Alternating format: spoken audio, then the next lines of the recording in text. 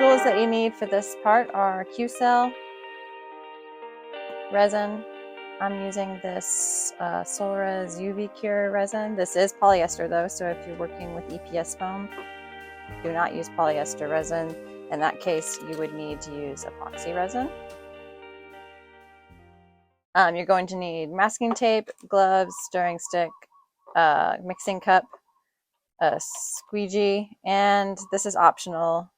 I'm going to add some blue pigment to the filler.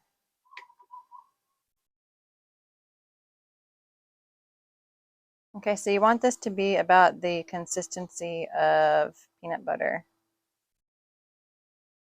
Thick, but a little bit runny. You don't want it too thick. You don't want it too runny. Okay, I mixed up my Qcell and I added a little bit of this blue resin tint to the filler. This is completely optional. If you don't do this, then your Qcell will be white. Using your stirring stick, overfill the ding with the Qcell filler. If you are using the UV cure, then you're going to need to set your board out in the sun for it to cure. If you're using the catalyst, then you can just wait for like 20 minutes.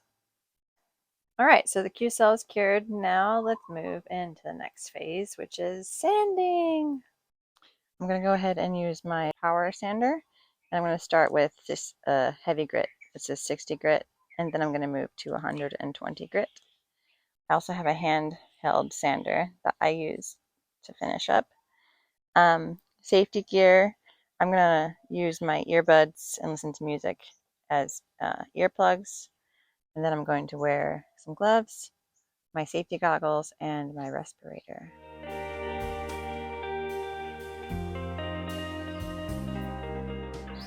All right, so we've sanded the dings. Now they're ready to glass.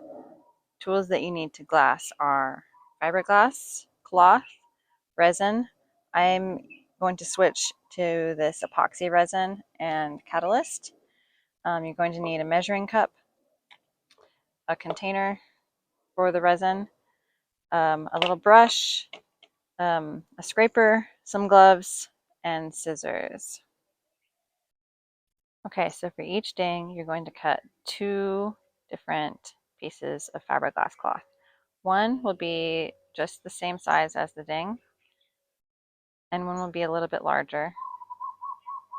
Now, I cut these into a diamond shape, and this helps when you start to lay down the resin. Then you're able to pull, this way to the side or up and down, and the diamond shape just helps facilitate that. Okay, so I got my resin mixed, my fiberglass cloth ready to go. So I'm going to take my paintbrush and dip it in the resin and then put a little bit on the spot where the ding is. And then I will take my first smallest fiberglass piece of cloth and put it on top of the ding. Put a little bit more resin. Spread it around a little bit. Okay. And I'm going to do the same thing with the larger piece. Add some resin.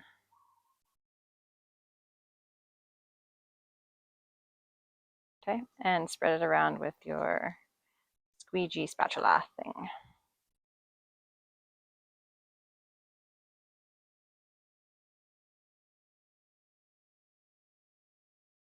Next, we're going to sand. I'm going to use 120 grit. I use a power grinder and a hand sander, gloves, and my respirator. Okay, so after sanding, I'm going to touch up the ding with a little bit of resin, let that cure, and then I'll do sanding with really high grit sandpaper. Okay, so for this last step, we're going to use some more sandpaper. This is 220 grit. This is 400 grit. Try to shine it up with this 600 wet dry grit, and I have this spray bottle for the wet part. And yeah, we're gonna wear gloves, and let's get started.